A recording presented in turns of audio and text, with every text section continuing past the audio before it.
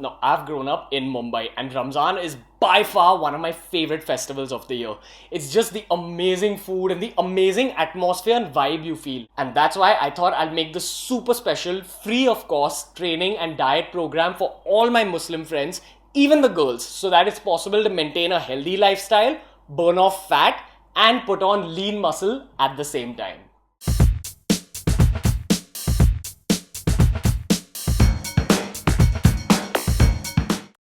If you followed Ramzan in the past, you should know you've already undergone an intermittent fasting diet.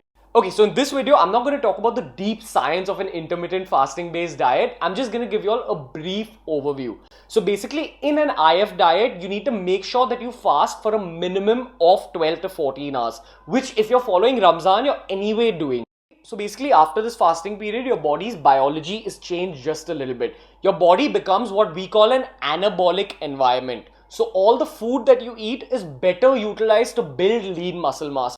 Okay, and one more thing you got to keep in mind is that IF is super beneficial in building lean muscle mass. But even while following IF during Ramzan, you have to keep a track of your calories according to your goal. So if your goal is to put on weight, you need to go slightly above your maintenance calories. If your goal is to continuously lose weight or burn off fat, you need to stay below your maintenance calories even during Ramzan. So I hate saying this because I love Ramzan food, but don't go crazy with all that fried food and all those malpuas. Okay, next concept, protein goal. Just how you watched your calories, you need to count the exact amount of protein that you're getting in. Remember, our aim is to build lean muscle mass. And if you want to build lean muscle mass, your best friend is protein. Okay, and finally, before we start off on the diet timeline, I'm going to talk about the training aspect of Ramzan a little bit. Now, I get that after fasting, you'll be a little weak and it'll be a little harder to push in the gym, but you got to make sure you just push through these phases. The only thing that will reduce is the number of days you go to the gym. So if you're generally used to going like 5 days a week, go 4 days or 3 days a week instead.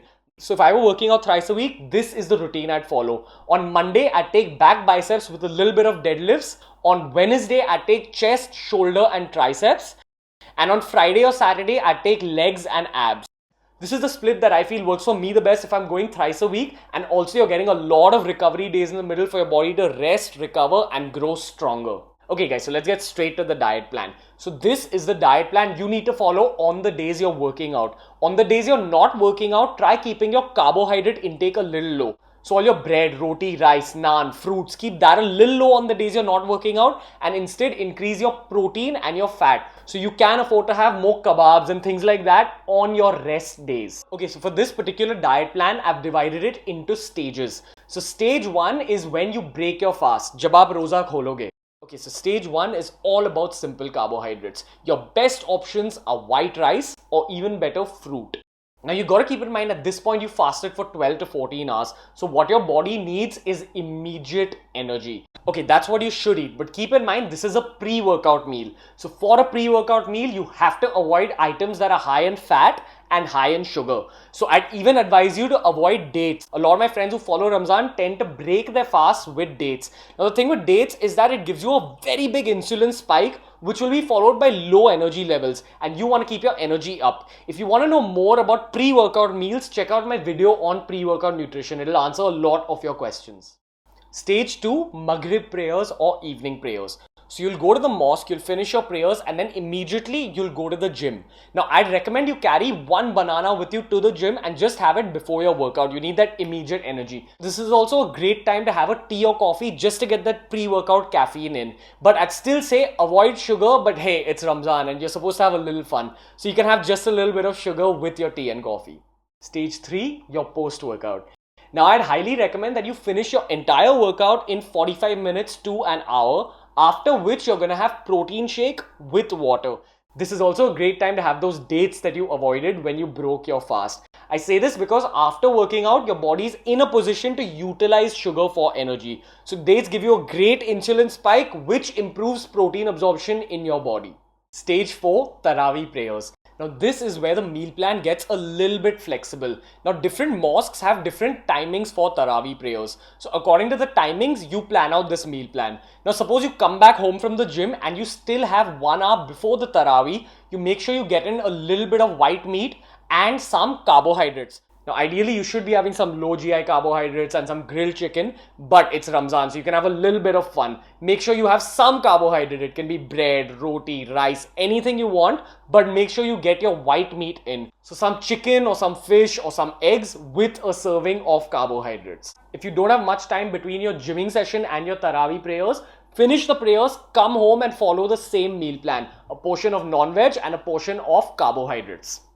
Stage 5, late night. Now there are two cases for late night. One is if you plan on getting up early in the morning for Sehri, or the second is if you want to get up late and you want to fill in all your protein at night. Okay, so if you're one of those people who gets up early in the morning to eat, I'd recommend at night you just have red meat kebabs or paneer kebabs. This is because red meat and paneer are slow digesting proteins. So when you sleep, that protein will be released slowly into your body and give you a constant supply for your muscles to be built. Now you can combine this protein with some carbs, but then again it depends on your goal. If your goal is to burn off fat, I'd say avoid carbs at this point. But if your goal is to put on a bit of weight, go ahead with the carbs, have some fun. Okay, now if you're one of those people who sleeps late and gets up late and misses Sehri, don't worry, it's perfectly fine. So after your Tarawih prayers, you have just a portion of white meat and rice like your previous portion. Keep a gap of 2 hours after that, and that's when you can go for your slow digesting protein in the form of red meat or paneer. Stage 6, Sehri. Now before I get to the Sehri meal plan, for all those people who aren't going to get up for Sehri, before you sleep, make sure you have a big bowl of curd or dahi with some protein shake if possible. Okay, and for all the people who are getting up for Sehri, the same rule applies. If you have an access to a protein shake, definitely include it at Sehri. Remember, you're going into a fast after this, so you need that immediate protein release from the protein shake, and you need a slow digesting protein in the form of curd or dahi.